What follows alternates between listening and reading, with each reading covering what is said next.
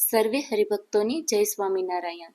આજના વિડીયોમાં જોઈએ કે સદગુરુ ગોપાળાનંદ સ્વામીએ અગત્યમાં કાળને 6 માસ સુધી રોકી રાખ્યો।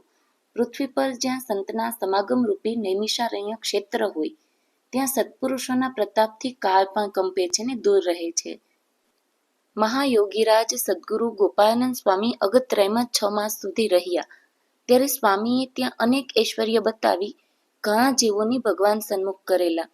તેમાં એક એવું અદ્ભુત ઐશ્વર્ય જણાવ્યું કે 6 માસ સુધી તો અગત્યમાં કાળને પણ આવવા દીધો નહીં। એથી મરણ પથારીએ પડેલા કેટલાક પામર જીવો એ ભગવત સન્મુખ થઈ શક્યા હતા, પરંતુ કાળે શ્રીજી મહારાજને પ્રાર્થના કરી કે હે મહારાજ, અગત્યના સીમાડામાં મારાથી જવાતું નથી। આપની આજ્ઞા પ્રમાણે સૃષ્ટિનું કાર્ય નિયમિત રીતે કરું છું, પણ સ્વામીની આગળ મારું ચાલતું નથી, તો હવે મારે શું કરવું? ત્યારે મહારાજ કહે કે તને અવકાશ આપશે, માટે ચિંતા કરવી નહીં। જ્યારે 6 માસ પછી સદગુરુ ગોપાળાનંદ સ્વામી અને સંતો પર્વતભાઈની રજા લઈને ચાલ્યા ત્યારે અગત્યની સીમમાં એક કૂવો આવ્યો। ત્યાં સૌ સાધુઓ નાહવા રોકાયા। એ વખતે ત્યાં એક ઝાડ નીચે બ્રાહ્મણો બેઠા હતા અને સાધુઓને જોઈને અપશબ્દો બોલી નિંદા કરવા લાગ્યા અને હાસ્ય ઉડાવી મશ્કરી કરી અપમાન કરવા લાગ્યા। ત્યારે ગોપાળાનંદ સ્વામીએ તેના તરફ દ્રષ્ટિ કરી અને અંતર્યામીપણે એ જીવાત્માઓનો તપાસ કર્યો ત્યાં તો તે બધા કુકર્મોથી ભરપૂર અને અવય માર્ગે લઈ જનારા જણાયા। એટલે સ્વામીએ વિચાર કર્યો કે આવા જીવો શિક્ષાને પાત્ર ગણાય, માટે આને પૂરી શિક્ષા થવી જોઈએ।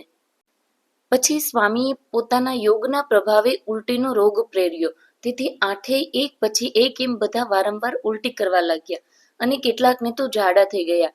અચાનક આવી પડેલી આપત્તિથી ગભરાયેલા અને કષ્ટને પામતા બ્રાહ્મણોને વિચાર આવ્યો કે આપણે સ્વામિનારાયણના સાધુઓને ન કહેવાના વચનો વગર વાકે કહ્યા છે, એટલે જ આ રોગ થયો છે। મોટા પુરુષના અપરાધનું ફળ આપણે ભોગવીએ છીએ, હવે તેની માફી માંગીએ।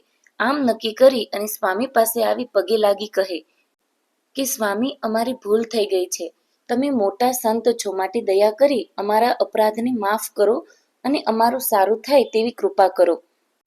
ત્યારે સ્વામીએ કહ્યું કે અમે દેહની રક્ષા કરતા નથી, પણ તમે ભૂલ કબૂલ કરી માફી માગો છો, તેથી તમારું હિત થાય એમ કરવું એ અમારી ફરજ છે। દેહની રક્ષા કરીએ તેમાં તમારું હિત નથી, અને અમારા દેખતા દેહ મૂકશો તો તમારી સદગતિ થશે। પછી સ્વામીએ આઠેય બ્રાહ્મણોને એક સાથે દેહ ત્યાગ કરાવી ધામમાં મોકલી દીધા। આવું ઐશ્વર્ય સદગુરુ ગોપાળાનંદ સ્વામીએ અગત્યમાં બતાવ્યું છે। જય સ્વામિનારાયણ।